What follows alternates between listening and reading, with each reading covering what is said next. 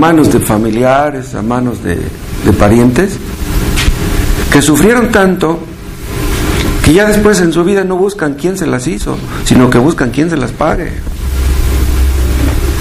Hace rato estaba platicando con algunos hermanos de cómo algunos padres fueron muy crueles y pues golpeaban a sus hijos horriblemente cuando eran niños, ¿no? Y esos niños pues se llenan de rencor hacia sus padres. Y muchos de esos jóvenes pues llegan a ser drogadictos, delincuentes, ladrones, o simplemente agresivos, ¿no? Se desquitan con el que se les pone enfrente. José no fue afectado por nada de lo que le pasó. José entendió, ya al final de la historia, acuérdense, que quien lo metió en la cisterna, en aquel pozo, y quien luego lo metió en la cárcel después de aquella acusación de aquella mujer, fue Dios. Era Dios el que estaba guiando los pasos, cada uno de ellos, de la vida de José. ¿Saben qué? Que si nosotros entendemos eso, si nosotros entendemos que Dios nos ha llevado, incluso desde que éramos inconversos, en su providencia, por el camino que a Él le pareció correcto, cuando llegamos a entenderlo, vean, eso es algo maravilloso. Los que más entienden eso son los que maduran más pronto. Son los que ni se pelean con Dios, ni se pelean con la gente, ni se pelean con la vida. Estamos agradecidos con Dios por cómo Él fue diseñando nuestras vidas y nos ha traído hasta este punto. Una cosa que veíamos fue que la amargura surge de tener un muy alto concepto de nosotros mismos. O sea, las personas que están llenas de soberbia suelen tener amargura porque las cosas no son como ellos quisieran que fueran. Una persona llena de soberbia cree que tiene su destino en sus propias manos, Pero cuando entendemos que nuestra vida está en las manos de Dios, no en las nuestras, todo cambia. Veíamos también que la amargura nace de tener un concepto erróneo acerca de Dios. O sea, muchos piensan que Dios está para cumplir sus metas, para cumplir sus sueños, para hacerlos felices. Pero escuchen, Dios no puede ser manipulado. Dios no está puesto para cumplir nuestras metas, para cumplir nuestros sueños, nuestras ilusiones. Porque si tenemos ciertas metas, ciertos planes, ciertos proyectos, y las cosas no salen como nosotros queremos, entonces ¿cómo vamos a reaccionar? ¿Nos vamos a llenar de enojo? ¿Nos vamos a llenar de amargura? ¿Le vamos a echar la culpa a Dios? ¿Le vamos a echar la culpa a nuestros parientes? Leímos Génesis 39:1. Ya fue vendido a los ismaelitas, y vean lo que dice el 2. Mas Jehová estaba con José. ¿Pero cómo es eso? ¿Cómo es posible que fue vendido como esclavo y Jehová estaba con José?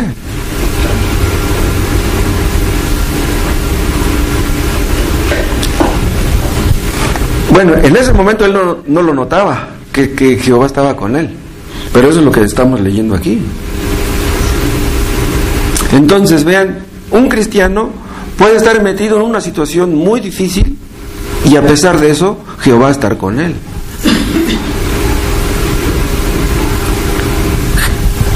José fue vendido a Potifar. Potifar era rico, pero Jehová no estaba con Potifar, estaba con José, que era un esclavo. Recuerden el caso de la historia del rico y Lázaro que Jesús narra. Los judíos pensaban que Dios estaba con el rico, pero no con el mendigo. Pero el mendigo era cristiano, murió y fue al cielo. Y el rico murió y fue al infierno. Entonces el hecho de que una persona prospere no quiere decir que Dios esté con ella. Y el hecho de que una persona sea pobre no quiere decir que Dios esté en contra de ella. Dice el versículo 2, mas Jehová estaba con José y fue varón próspero. ¿Quién fue varón próspero? José, no Potifar. Acuérdense del caso de Jacob y de Labán. Labán era rico y Jacob llegó a trabajar con él. Y Dios estaba con Jacob, pero no con Labán. Entonces aquí podemos ver que la verdadera prosperidad no tiene nada que ver con el dinero. La verdadera prosperidad está relacionada con las cosas espirituales. Recuerden ustedes lo que dice el capítulo 1 de Efesios. Da una lista, ese capítulo, de todas las bendiciones espirituales que tenemos en Cristo. Elección, predestinación, ¿qué más? El Espíritu Santo, la adopción. Son bendiciones, vean, que los cristianos tenemos en Cristo, pero los inconversos no las tienen. Los inconversos no las tienen porque las menosprecian. Para ellos esas no son bendiciones. Pero un cristiano que tiene esas bendiciones tiene lo que millones de personas no tienen. Vean otra cosa. José llegó a la casa de Potifar en la providencia de Dios. Llegó a una casa rica. En esa casa él tendría buena comida, tendría comodidades, etcétera. Vean, todo en la providencia de Dios. Vean cómo dice el versículo 3. Y vio su amo que Jehová estaba con él, y que todo lo que él hacía, Jehová lo hacía prosperar en su mano. Pero ¿cómo fue que Potifar llegó a esa conclusión? Que Jehová estaba con él. Pues no sabemos cómo, pero Potifar se dio cuenta que José era un muchacho muy especial. José no era un muchacho como los demás. Bueno, esto nos dice que cuando Dios está con una persona, los demás lo pueden notar. Recuerden que los discípulos de Jesús fueron reconocidos de que habían estado con él. Dice, les reconocían que habían estado con Jesús. ¿Qué quiero decir con esto? ¿O qué queremos decir con esto? Que cuando una persona está cerca de Jesús, los demás tienen que notarlo. Si tú amas a Jesús, si tú obedeces a Jesús, los demás lo notarán. Y si tú eres un hipócrita, los demás lo notarán también. Un verdadero cristiano no puede pasar desapercibido. Un verdadero cristiano, los demás pueden ver que es diferente a los demás. Acuérdense del caso de Job. Job perdió 10 hijos de golpe y gran parte de sus riquezas, pero Jehová estaba con él. A pesar de todo lo que sufrió, Jehová estaba con él. O recuerden el caso de David. David pecó, y recuerden la historia cómo después su hijo Absalón lo andaba buscando para matarlo. Pero Jehová estaba con David. A pesar de que pecó, Jehová estaba con David y no con Absalón. Es increíble, ¿no? Cómo las cosas son tan diferentes a como la gente los ve. Recuerdo haberles contado en alguna ocasión de Henry Ford, aquel famoso fabricante de autos. Era un hombre muy rico. Esa fábrica de la Ford en Estados Unidos es una fábrica gigantesca, ¿no? Ese Henry Ford era un hombre muy rico, pero era ateo. Entonces uno de sus trabajadores, que era cristiano, lo evangelizó. Y recuerden que le contestó Henry Ford. Dice, oye, dice, tú me hablas de un Dios todopoderoso. Dice, pero yo soy ateo y soy rico. Dice, tú eres cristiano y trabajas para mí. ¿Cómo ven? Pero Henry Ford no sabía que Dios estaba con su empleado y no con él. Es increíble eso. Dice el versículo 3, y vio su amo que Jehová estaba con él, y que todo lo que él hacía, Jehová lo hacía prosperar en su mano. Vean, ¿quién es el que estaba prosperando? Bueno, estaba prosperando Potifar, pero vean, gracias a José. Potifar, bueno, ya era próspero, pero prosperó más gracias a Potifar. Entonces, Dios estaba bendiciendo la casa de Potifar, pensando en José y en lo que sucedería después de José. En realidad, vean, Dios estaba pensando en su pueblo, en el pueblo de Dios. No tanto en Potifar, no tanto en José. Hemos mencionado en alguna ocasión que hay algunas empresas Y hay algunos empresarios que son bendecidos gracias a que un trabajador cristiano está con ellos. Y esos empresarios creerán que son bendecidos porque son buenos. ¿Saben una cosa? Dios nunca bendice a alguien porque sea bueno. Nunca. Porque entonces, si eso fuera, entonces a los que son malos los maldeciría. Pero como todos en el fondo somos malos, todos somos pecadores, pues entonces ¿quién va a merecer las bendiciones? En realidad nadie merece las bendiciones. Podríamos decir incluso que hay caseros que son bendecidos gracias a que tienen inquilinos cristianos. Y también podríamos decir lo contrario. Hay inquilinos, hay caseros que son cristianos, ¿sí? Y que son bendecidos sus inquilinos gracias a los caseros. ¿Me explico? Vean el versículo 4. Dice, así halló José gracia en sus ojos y le servía. Aquí donde dice que halló José gracia en sus ojos, ¿se refiere a los ojos de quién? Se refiere a los ojos de Potifar. O sea, quiere decir que José le cayó bien a Potifar. ¿Pero por qué? Porque Dios quiso. Lo que hemos visto antes. Dios puede hacer que le caigamos bien a ciertas personas. Dios puede hacer que le caigamos mal a ciertas personas. Vean un texto en Proverbios, capítulo 16.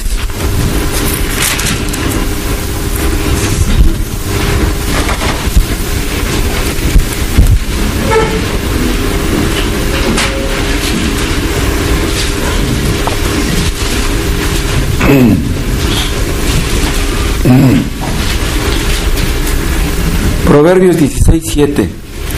Cuando los caminos del hombre son agradables a Jehová, aún a sus enemigos hace estar en paz con él. Ven, si tú estás en paz con Dios, Dios puede hacer que los demás estén en paz contigo. Pero vean, eso no es una regla infalible. Por ejemplo, acuérdense de cuando mataron a Esteban. Los caminos de Esteban eran agradables a Dios, pero no hizo que quedara bien con sus enemigos lo mataron. O sea, si Dios quiere, puede hacer que le caigamos bien a la gente, y si Dios lo permite, puede hacer que le caigamos mal. Todo según los propósitos eternos de Dios. Vuelvan a Génesis 39. Otra vez, como dice el versículo 4. Así halló José gracia en sus ojos. Acuérdense el significado de esta palabra gracia. Habla de algo que no se merece. Quiere decir entonces que José tenía lo que tenía no por sus merecimientos. Si lo que tenía Potifar no era por sus merecimientos, tampoco lo que tenía José. Tengamos lo que tengamos, no lo tenemos porque lo merezcamos.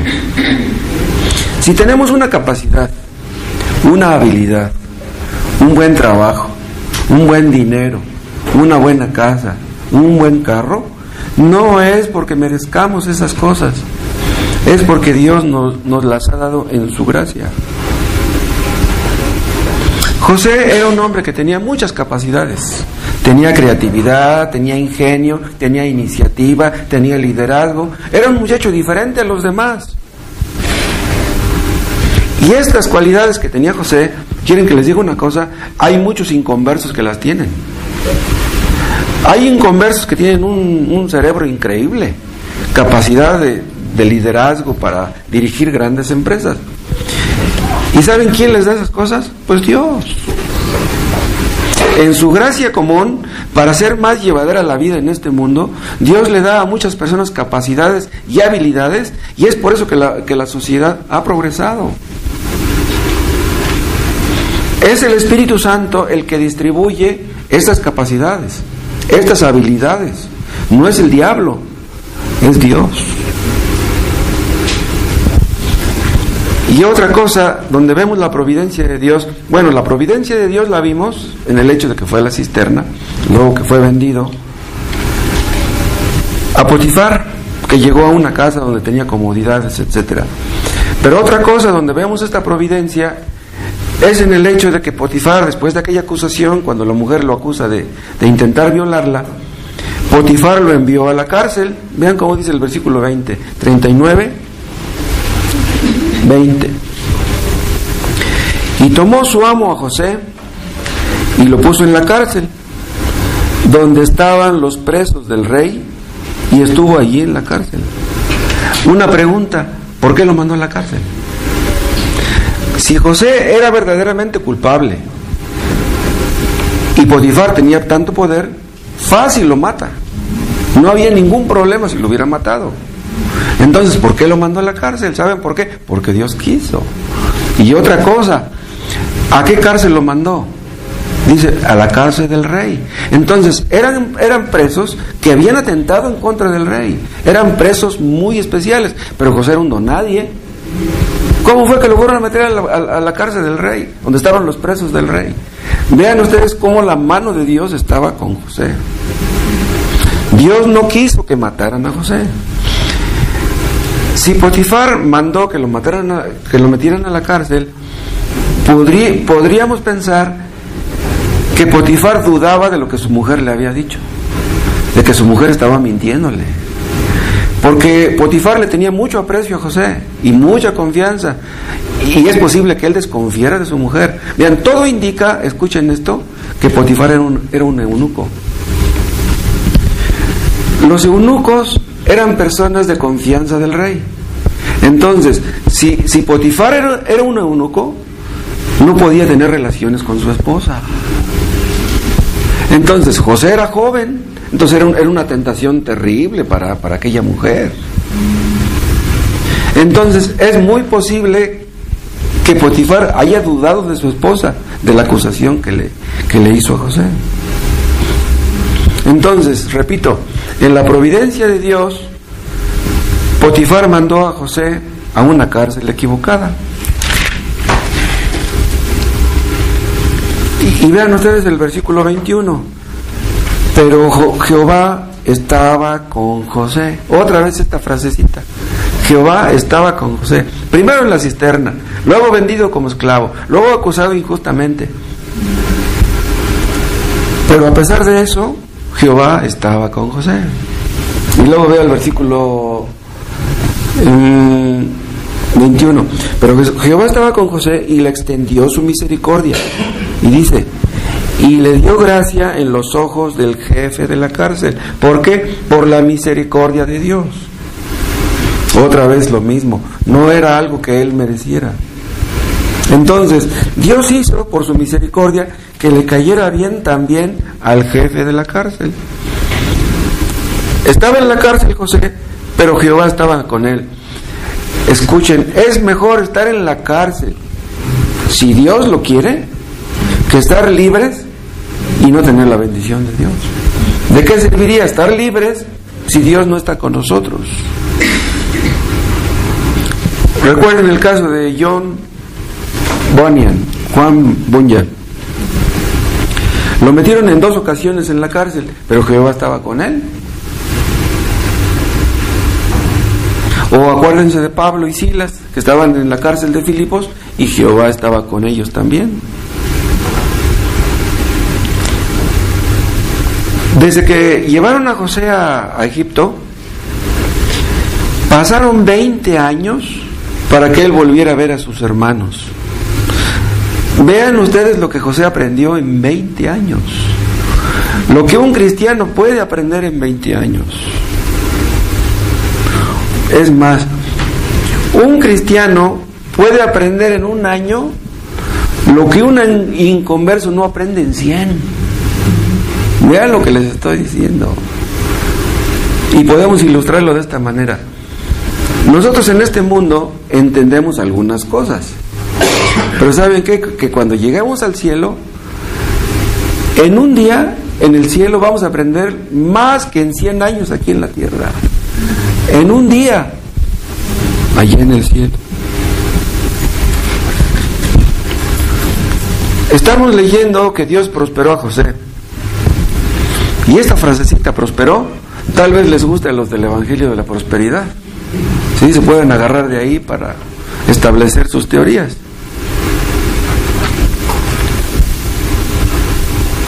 Pero sabemos que ese Evangelio de la Prosperidad es puro cuento.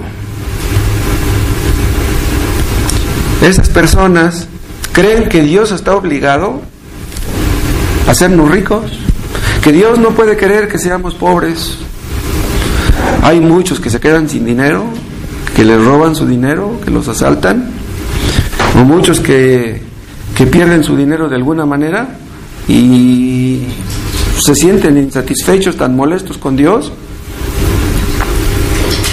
que llegan a maldecir incluso.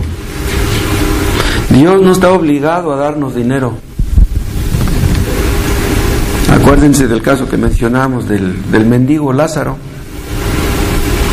Era mendigo, pero era cristiano. Es el único caso en toda la Biblia de un cristiano que haya sido mendigo.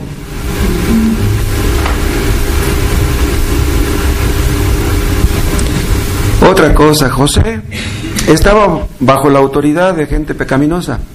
Potifar era un hombre pecaminoso, su mujer peor, el jefe de la cárcel, lo mismo. ¿Cómo es posible que si José era cristiano, estuviera bajo la autoridad de gente así? Pues a pesar de eso, Jehová estaba con él y no con aquellos otros. ¿Qué diremos nosotros? Que si somos cristianos, los que nos rodean no debieran enseñorearse de nosotros, no debieran darnos órdenes. Un cristiano tiene que aprender a ser humilde, a contestar con humildad, no solamente a sus superiores, sino a cualquier persona. La soberbia no nos cabe. Recuerden el caso de Moisés. Durante 80 años Dios lo estuvo preparando para sacar a Israel de Egipto. Vean, 80 años. 80 años limando sus aristas. 80 años bajándole los humos. Vean, para que fueran necesarios tantos años, el problema no estaba en Dios, el problema estaba en Moisés. Es que algunos de nosotros somos tan soberbios que Dios tiene que bajarnos los humos de alguna manera. Pero Dios no tiene prisa. Si no nos baja los humos en 10 años, pues a ver si en 20, a ver si en 30. Está por acabar el 2015 y Dios sigue preparándonos. Hermanos, si Dios nos trajo aquí es con un propósito. Yo no sé cómo nos vaya a usar el año que viene. Yo no sé cuánto tiempo tarde para que Cristo venga, pero que no se les olvide eso. Dios nos está preparando para el futuro. Dios estaba preparando a José para el futuro. Si somos necios y este año no aprendimos las lecciones que Dios quiso enseñarnos, a lo mejor las aprendemos el año que entra. Pero o aprendemos o aprendemos. Dios no tiene prisa. En alguna ocasión yo les mencionaba que Dios nos enseña mucho a través de nuestra pareja. Dios nos enseña mucho a través de nuestros hijos. Si mi esposa está enojada y yo me enojo porque ella está enojada, ya se armó el pleito. Si yo me enojo con ella, yo debo ver mi pecado. Dios nos muestra nuestro pecado a través de nuestra pareja. Dios nos muestra nuestro pecado a través de nuestros hijos rebeldes y desobedientes. Pero Dios siempre está tratando de mostrarnos nuestro pecado. Y si no nos lo muestra a través del patrón, a través de los vecinos, nos lo muestra en la misma casa. El asunto es que tenemos que ver nuestro pecado. ¿Para qué? Para que hagamos algo. Entonces, si tú estás viendo que estás mal, olvídate que están mal otros.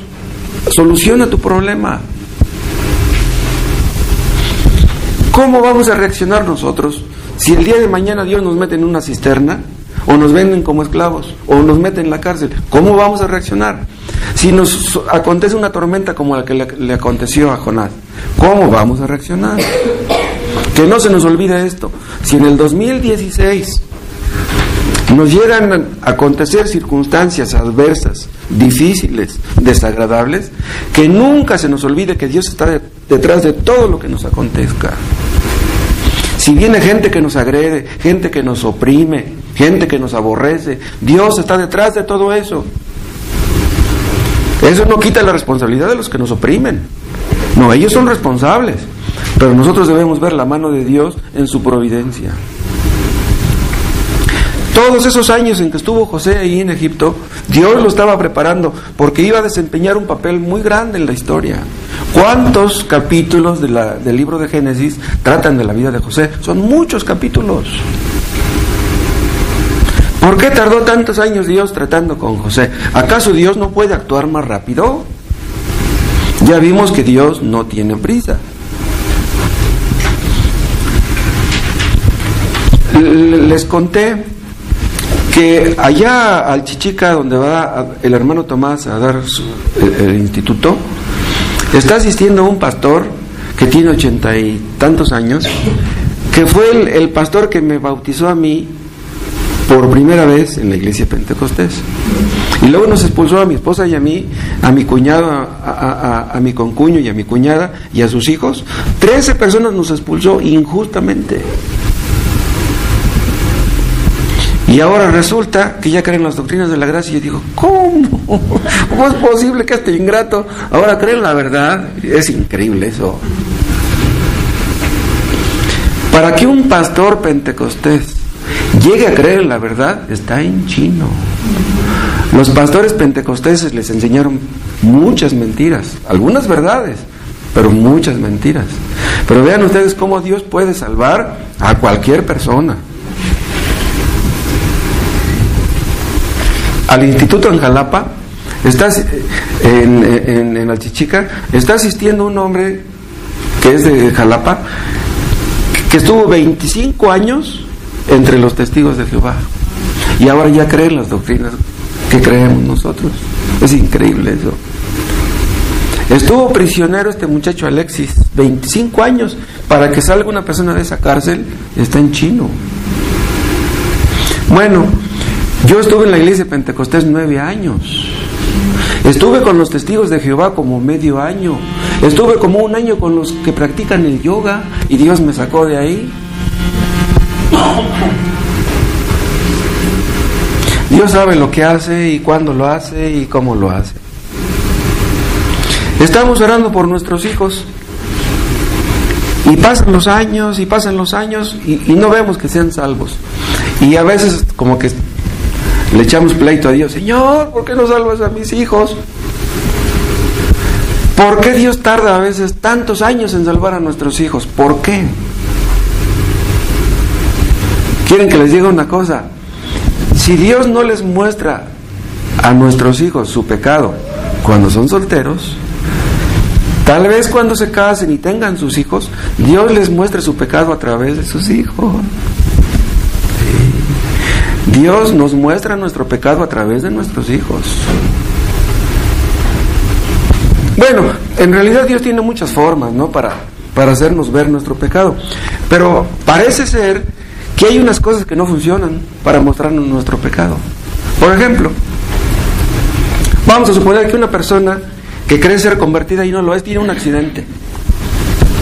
Y el accidente le rompe 3 huesos y tiene que estar en cama mucho tiempo. ¿Ese accidente garantiza que esa persona se va a convertir realmente? No. En algunos casos tal vez dé resultado, pero tal vez en otros no. O sea, Dios sabe cómo llegar a mostrarle su pecado a una persona. Nosotros podríamos especular, imaginar, inventar teorías y decir: si a fulano de tal le ocurriera esto, de seguro que se convertiría. ¿Quién sabe? Les conté en una ocasión que salió en el periódico la foto de un hombre de 37 años que murió apuñalado a manos de su hijo de 17. Ese padre pudo ver su pecado, el pecado que había cometido con sus hijos, con ese hijo. Pudo ver su pecado, pero ya lo vio demasiado tarde. Ya no vivió para contar. Un hijo que mata a su papá, alguna culpa tendrá el papá. Porque ¿cómo es posible que un hijo le guarde tanto rencor a su papá que sea capaz de matarlo y que el papá no sea culpable? Cuando un hijo le guarda rencor a su papá, es que el papá tiene culpa. Porque cuando los hijos son amados por los papás, ¿cómo les van a guardar rencor a sus hijos? Entonces, bien, como un hijo necio, un hijo rebelde, nos muestra nuestro pecado. Entonces, si así les muestra a nuestros hijos su pecado, pues que se los muestre. Y si no son salvos hoy, pues mañana, pasado, no hay prisa. Si tenemos hijos necios, eso debe mostrarnos que somos muy necios nosotros. Hay padres que agarran a los hijos de la oreja y los sacan, eres un necio. Pues el papá está demostrando con eso que él también es un necio, ¿no? Muchas veces Dios nos muestra nuestro pecado, como yo les decía hace un rato, por medio de nuestra pareja. Somos tan soberbios que quisiéramos que nuestra pareja fuera como nosotros queremos. Nosotros no somos Dios. Nosotros no vamos a transformar a nuestra pareja. Ese no es nuestro papel. Solamente Dios puede hacer el milagro en nuestra pareja. ¿Qué van a hacer ustedes si su pareja no cumple con sus expectativas? Si tu pareja no es como tú quieres, ¿qué vas a hacer? ¿Le vas a pedir el divorcio? Que nunca se nos olvide, hermanos, que nuestro problema no es el pecado de nuestra pareja. Nuestro problema es nuestro propio pecado. Dios quiere que luchemos con nuestro propio pecado, no con el de nuestra pareja. Dios estaba preparando a José. Durante 20 años lo estuvo preparando para que a fin de cuentas se enfrentara a sus hermanos. Y recuerden ustedes cómo terminó la historia. Todo terminó muy bien con sus hermanos. Sus hermanos también tuvieron que aprender la lección. Y me regreso un poco cuando veíamos acerca de la providencia, de que sus hermanos estaban pensando en matarlo, pero Dios estaba pensando en la cisterna. Lo hubieran matado si Dios lo hubiera permitido. Pero vean cómo los pensamientos de Dios estaban por encima de los pensamientos de sus hermanos. Dios estaba pensando en la cisterna. Dios no quería que lo mataran.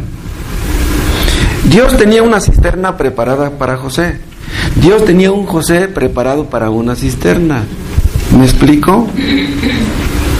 Dios tiene preparada la escuela donde ha de enseñarnos. José estaba en aquella cisterna y Dios ya estaba guiando a aquellos mercaderes ismaelitas hacia aquel rumbo. ¿Por qué tuvieron que pasar precisamente por ahí donde estaba la cisterna?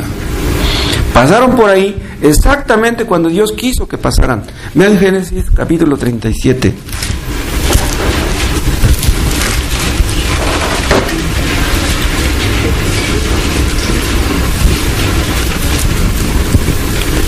Génesis 37, 23.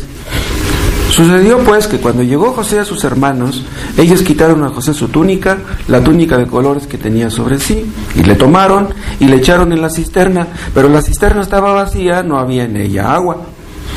Pero vean que no había agua, porque si hubiera habido agua, pues ahí se hubiera ahogado. Y se sentaron a comer pan, y alzando los ojos miraron, vean qué endurecidos estaban sus hermanos. Su hermano estaba en peligro de muerte y ellos comiendo pan como si nada. Y alzando los ojos miraron, y he aquí, vean esta palabra, acuérdense, he aquí es una palabra notable, ¿no? Como diciendo, miren lo que está por suceder. Una compañía de ismaelitas que venía de Galaad, y sus camellos traían ¿qué? Aromas, bálsamo y mirra, e iban a llevarlo a Egipto.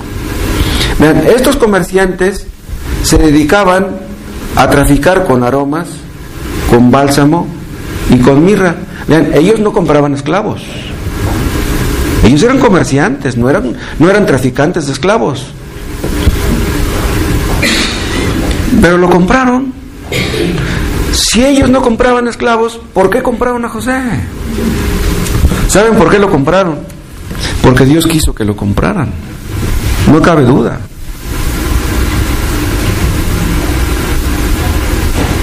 Vean ustedes cómo la providencia maravillosa de Dios se manifestaba con José.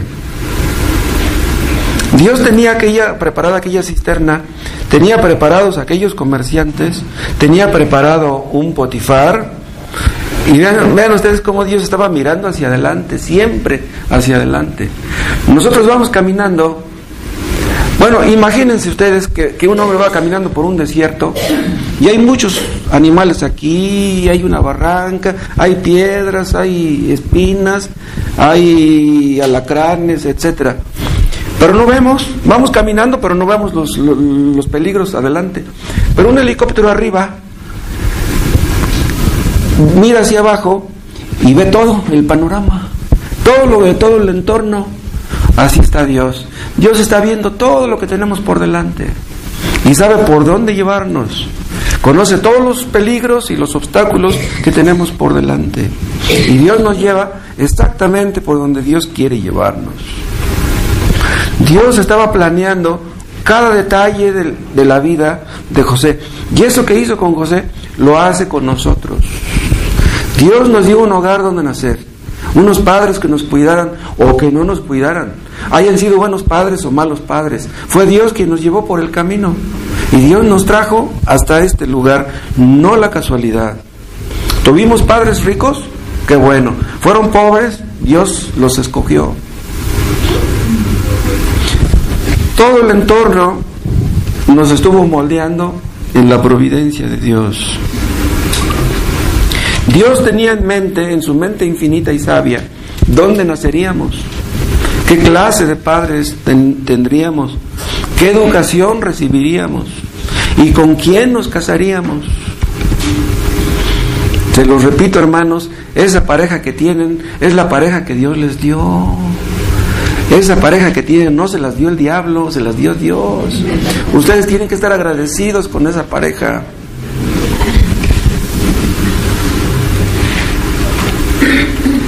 Dios tenía una Sara para Abraham y Dios tenía un Abraham para aquella Sara. Dios tenía una Rebeca para Isaac, tenía una Norma para Moisés y una América para Víctor. Créanlo.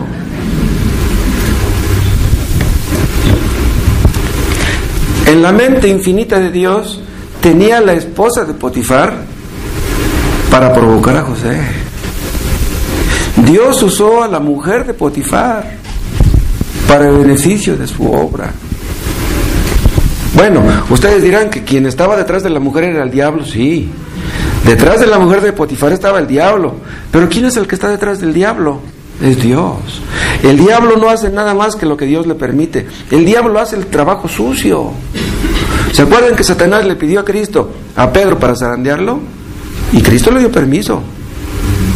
Vean, Cristo no zarandeó a Pedro, el que lo zarandeó fue a Satanás, pero por el permiso de Cristo. Entonces, si Satanás nos da una zarandeada, en realidad ese es Dios el que nos la está dando. ¿Entienden? Si la mujer de Potifar no hubiera hecho lo que hizo, ¿saben qué? José no hubiera llegado a la cárcel. José no hubiera llegado con Faraón, José no hubiera llegado a hacer lo que fue. Vean cómo la mano de Dios estaba detrás de todo el asunto. En la mente de Dios todo estaba fríamente calculado. Por eso dice Pablo en Romanos 11, creo, cuán inescrutables son sus caminos. ¿Quién puede entender la mente de Dios? Aquella mujer, la mujer de Potifar, ni idea tenía de lo que ocurría tras bambalinas, porque en realidad era Dios el que estaba orquestándolo todo. Vuelvan a Génesis, el capítulo 39. Vean lo que dice el versículo 6. Y dejó todo lo que tenía en mano de José, y con él no se preocupaba de cosa alguna, sino del pan que comía. Y era José de hermoso semblante y bella presencia. Esto quiere decir en síntesis que José era bien parecido. Era un muchacho muy bien parecido. Ahora vean, si José era bien parecido y la mujer de Potifar no tenía relaciones con su marido, era una bomba. Una bomba que en cualquier momento podía explotar. Pero escuchen, Dios sabía lo que sucedería antes de que sucediera. Es increíble eso. Ustedes han leído Isaías, han leído Jeremías, etcétera, las profecías antiguas. La base de la profecía es esa. Los profetas hablaban de cosas que sucederían y que no podían dejar de suceder. Bien, las profecías no eran dadas para que la gente se cuidara y no fueran a ocurrir, no. Las profecías eran dichas de cosas que tenían que ocurrir. Entonces, si un profeta dice, hey, miren, Dios me reveló que va a suceder esto, vamos a orar para que no suceda, esa no es una profecía. No, una profecía tiene que suceder, porque Dios sabe lo que va a ocurrir mañana. Pero hay una pregunta: ¿por qué sabe Dios lo que va a ocurrir mañana? ¿Saben por qué? Porque Él hará que ocurra eso mañana. Dios sabía que Abraham se iba a casar con Sara. ¿Quién hizo que se casara con ella? Pues fue Abraham, fue Dios. Dios sabe lo que va a ocurrir porque Él hará que eso ocurra exactamente. Dios tenía preparado una mujer de Potifar, una cárcel, tenía preparado un copero y un panadero.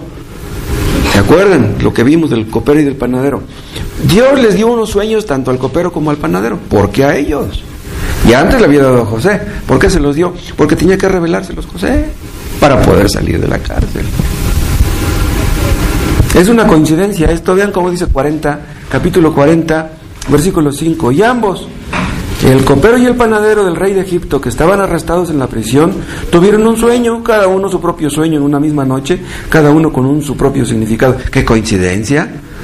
Esos sueños Dios se los dio, y exclusivamente a ellos. Dios sabe lo que va a ocurrir mañana. Dios sabe quién va a ser salvo. Yo supongo que aquí hay algunas personas que no son salvas ahora y que tal vez mañana pasado lo van a hacer. Dios sabe quién va a ser salvo, pero ¿por qué lo sabe Dios? Porque Dios ya le echó el ojo a esa persona y la va a salvar. Pero hay algunos que dicen que Dios escoge a los que han de ser salvos porque Dios sabe que van a creer. Entonces la idea detrás de esto es que Dios escoge a los que se escogen a sí mismos. Dios ya sabía que Él iba a creer y por eso lo escogió. Entonces, Dios nos escogió porque nosotros decidimos creer. Entonces, está en nuestras manos el ser escogidos. ¿Saben qué? Eso es pintar a Dios como un tonto. Eso quiere decir entonces que Dios escoge a los que se escogen a sí mismos. Eso es absurdo. Cuando Dios escoge a una persona, esa persona va a ser salva y no hay duda de eso. Eso es lo que hace el llamamiento eficaz. Dios hace que el llamamiento sea eficaz. ¿No has creído hoy? Vas a creer mañana. ¿No te has humillado hoy? Te vas a humillar mañana. Pero Dios va a vencer tu oposición, tu resistencia, tu orgullo, y tú vas a ser salvo. Pero vas a ser salvo porque Dios quiso que lo fueras.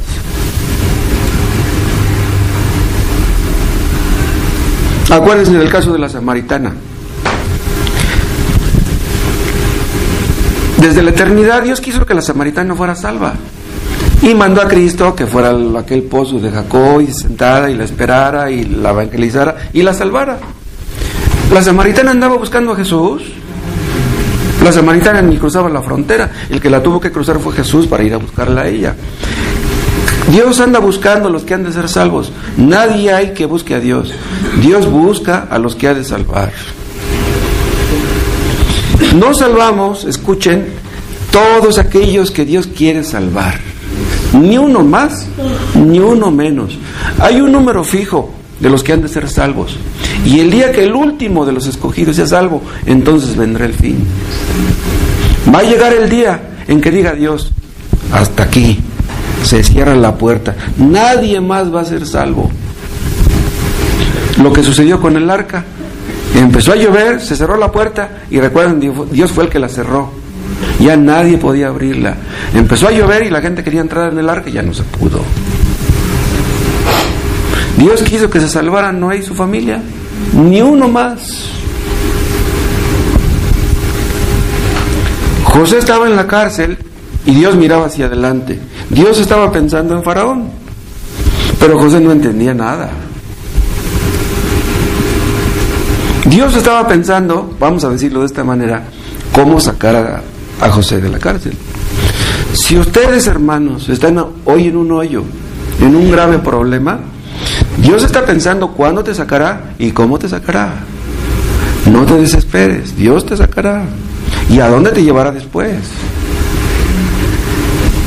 Dios llevó a José cuando lo sacó de la cárcel a la casa de Faraón. ¿Por qué? Porque Dios tenía en mente usar a José para mantener con vida a mucho pueblo. ¿Se acuerdan de ese texto? Dios estaba pensando en el pueblo de Israel. Vean el capítulo 50. Génesis 50.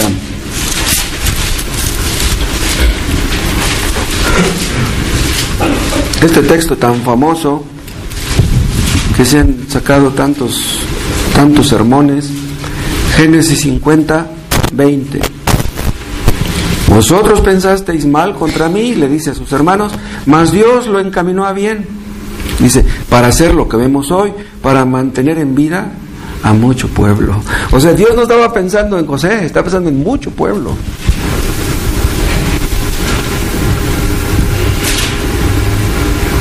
Y saben una cosa, Dios no estaba pensando nada más en el pueblo judío, estaba pensando en nosotros también. Los judíos deberían de haber aprendido de José, pero hemos aprendido más nosotros que ellos. Recuerden ustedes, Dios envió el hambre sobre Egipto cuando quiso.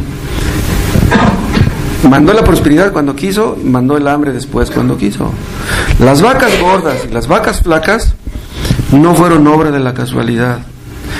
Vean lo que les quiero decir ahora. Ni cuando nos va bien, ni cuando nos va mal, es obra de la casualidad. Si te está yendo bien, qué bueno, pero eso no es obra de la casualidad. Y si te está yendo mal, igual. Tenemos que aprender a ver la mano de Dios en todo lo que nos acontece. En un principio José no entendería lo que le estaba ocurriendo, pero al final lo entendió. Que nosotros lo entendamos también, y que lo entendamos antes de esos 20 años que se llevó José. José se preguntaría en un principio, cuando él era un muchachito, estos sueños que Jehová me dio, ¿cómo se irán a realizar? ¿Cómo se irán a cumplir? Él no lo entendía, pero todo el camino en que Dios lo llevaba, ahí se estaban cumpliendo todos aquellos sueños. Parecía como que no se cumplirían, pero tenían que cumplirse. Ahora yo les hago una pregunta. ¿Pueden ustedes ver la mano de Dios en su vida? Si ustedes hacen un análisis de su vida, así retrospectivamente, hacia atrás, ¿pueden ver la mano de Dios con ustedes? ¿Cómo Dios los ha traído hasta este punto? ¿Qué es lo que ha estado haciendo Dios con ustedes en sus vidas? ¿Qué es lo que Dios ha planeado? ¿Cuáles son sus propósitos para ustedes? Está por finalizar un año. Muchos tienen la costumbre de hacer un balance. Si ustedes hacen un balance, se sientan, se encierran y escriben en su diario, ¿sí?, lo que les ocurrió en este año, ¿qué escribirían? ¿Qué es lo que Dios ha hecho con ustedes en este año?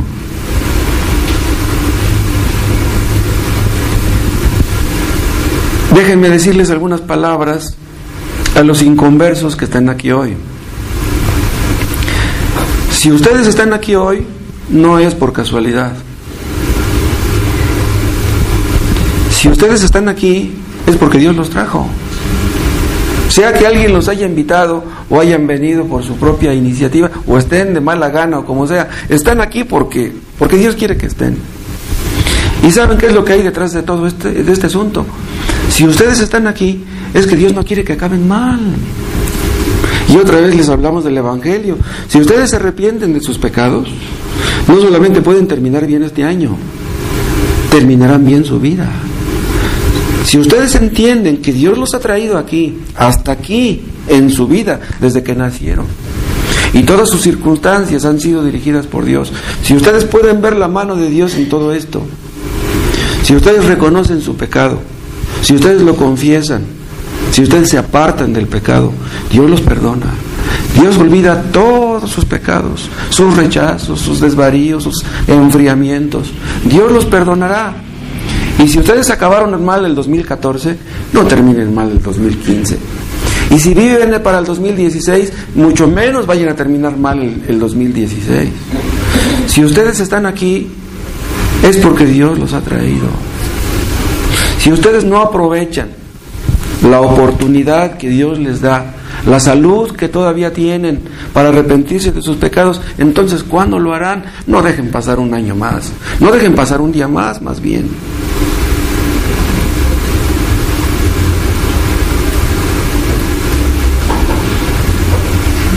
José iría de sorpresa en sorpresa por todo lo que le acontecía, pero a Dios no le sorprendía eso. Nosotros a veces Dios nos sorprende, porque la vida pues nos depara ciertas sorpresas, pero a Dios no le sorprendía. A Dios no le sorprende lo que nos pasa, porque Dios lo planea. ¿Saben una cosa, hermanos? El día que estemos en el cielo, los que hemos creído en Cristo, la historia de nuestra vida nos va a sorprender. Allá en el cielo vamos a estar pensando, ay, me acuerdo de aquello, y me acuerdo de aquel problema, y me acuerdo de aquello. En el cielo nos acordaremos de lo que hacíamos en la tierra, y los que estén en el infierno se estarán acordando de lo mismo. Cuando estemos en el cielo, ¿saben qué? Vamos a menear la cabeza y vamos a decir, no puedo creer que esté aquí. Y los que estén en el infierno también la van a menear, no puedo creer que yo esté aquí.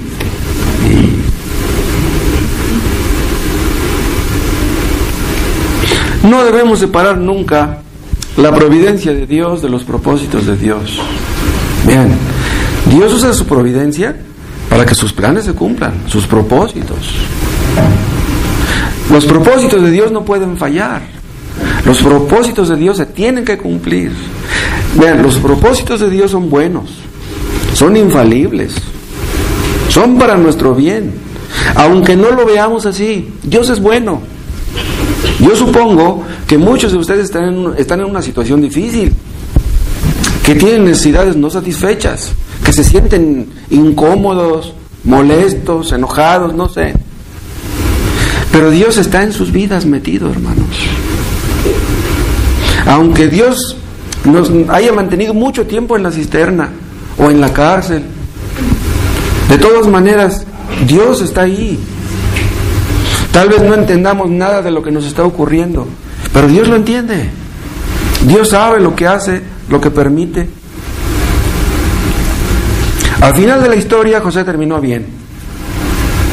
Pero, ¿saben por qué terminó bien? Porque él no buscó sus propios propósitos.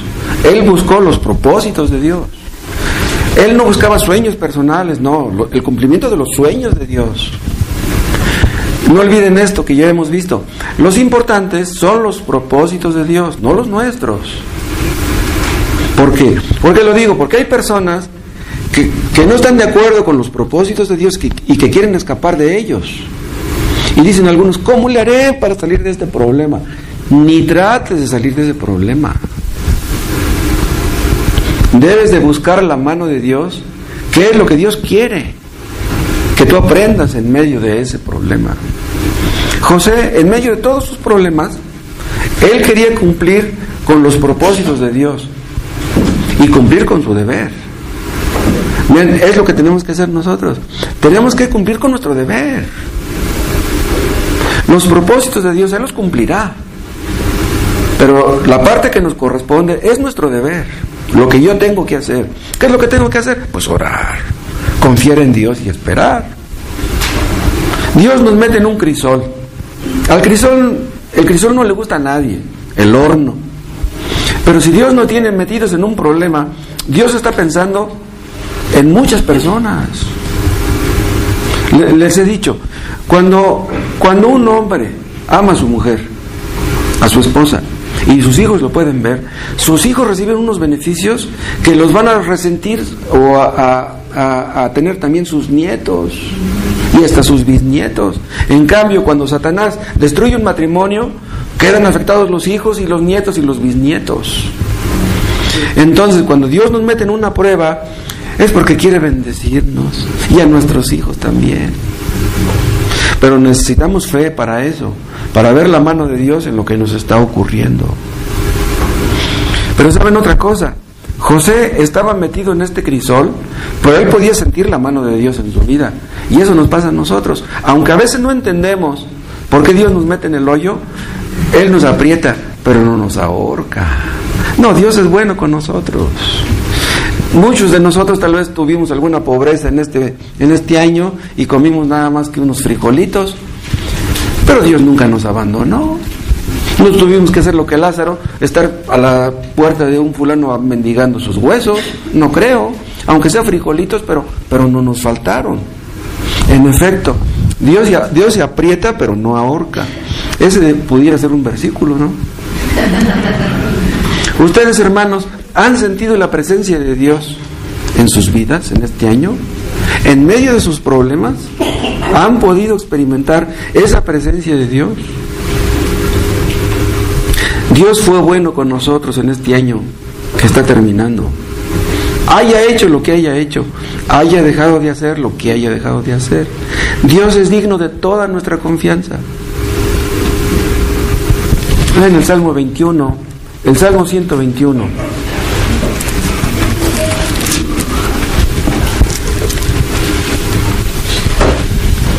¿Están ustedes en el hoyo, en la cisterna, en la cárcel, en la tormenta?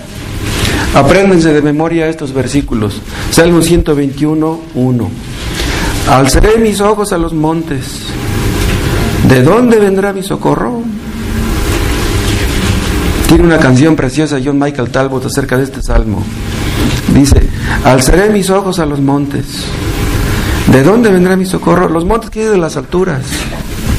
O sea, alzaré mis ojos a Dios es lo que quiere decir. ¿De dónde vendrá mi socorro? Dice, mi socorro viene de Jehová, que hizo los cielos y la tierra. Vean, si Jehová hizo los cielos y la tierra, ¿qué no puede hacer? Dios es digno de toda nuestra confianza.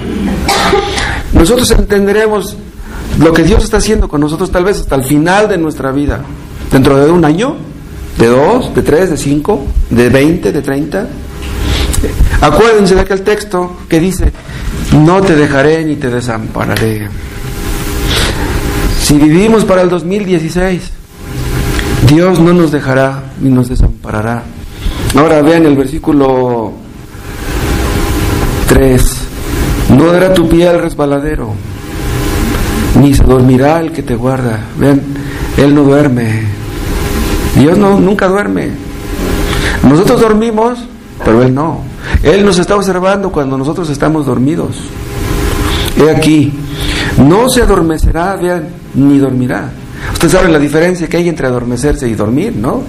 El que está adormecido es el que está cabeceando. No está muy dormido, pero está cabeceando. Dice, el que guarda a Israel. ¿Quién es el que guarda a Israel? El que protege a Israel. Y dice el 5, Jehová es tu guardador. Jehová es tu sombra, tu mano derecha. No se despegará de ti, ¿no? El sol no te fatigará de día, ni la luna de noche. Jehová te guardará de todo mal. Él guardará tu alma, no solo tu cuerpo, tu alma. Jehová guardará tu salida y tu entrada desde ahora y para siempre. ¿Saben qué implica esta frase, tu salida y tu entrada? Nuestros planes y el éxito de nuestros planes. Sí. Ustedes saben que en inglés la palabra salida es exit.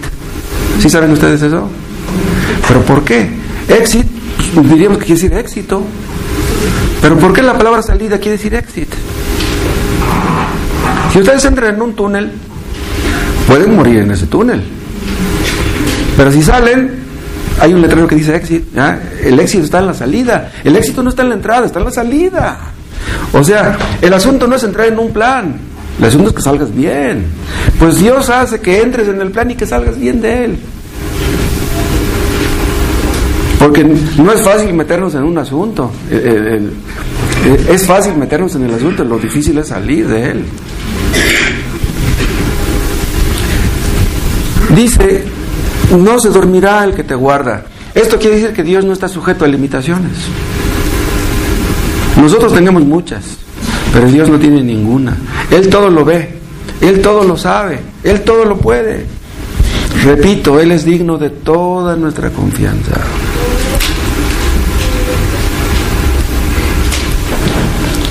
Está escrito que por nada debemos estar afanosos. ¿Qué es lo que tenemos que hacer en lugar de estar afanosos? Lo que tenemos que hacer es orar. Los inconversos no pueden hacer eso. Solamente los creyentes oran. Solamente. ¿Y qué es lo que tendremos? Dice Pablo, la paz de Dios que sobrepasa todo entendimiento. Esa paz que tenían los creyentes que eran devorados por los leones.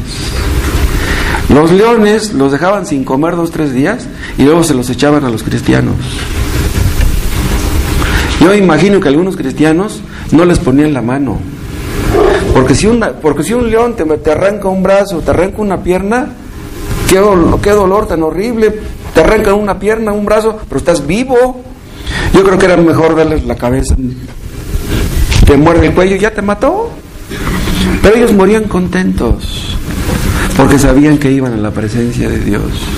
Tenían la paz de Dios. Estaban en el circo romano, entregándole sus almas a su Dios. En el 2016, hermanos, si vivimos, Dios no va a permitir que nos volvamos locos. Job no se volvió loco. John Owen perdió 11 hijos, no se volvió loco. Ni la cuadraplégica no se volvió loca.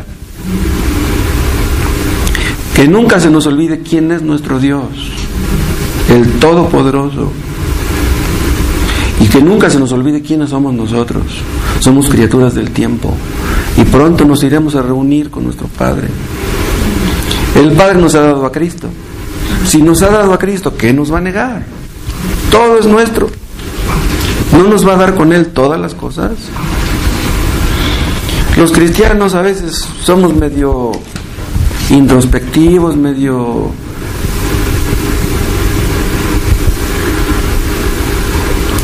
Pero si tuvimos temor de que nos sucedieran ciertas cosas, lo más seguro es que ni sucedieron.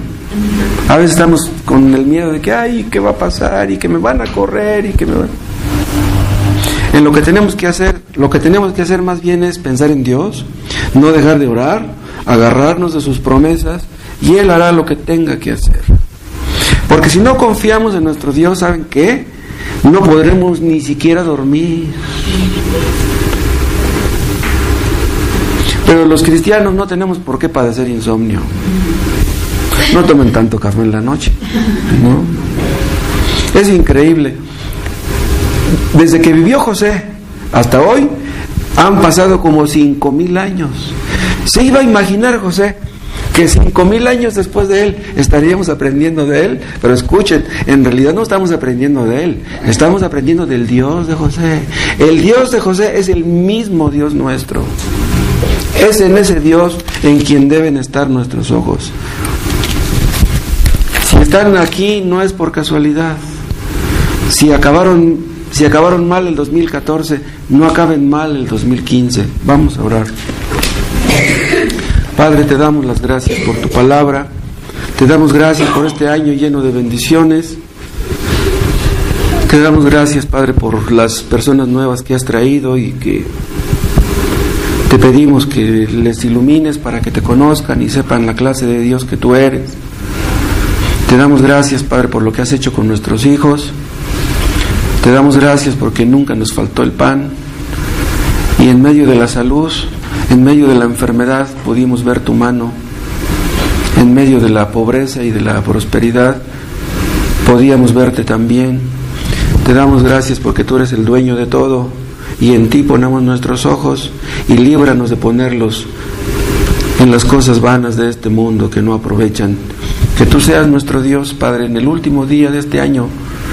Y si nos dejas abrir los ojos en el año que viene, danos un corazón agradecido para que te alabemos y que así sea hasta el día de nuestra muerte. Gracias, Padre, por tu palabra. En el nombre de Jesús. Amén. Vamos a cantar un himno.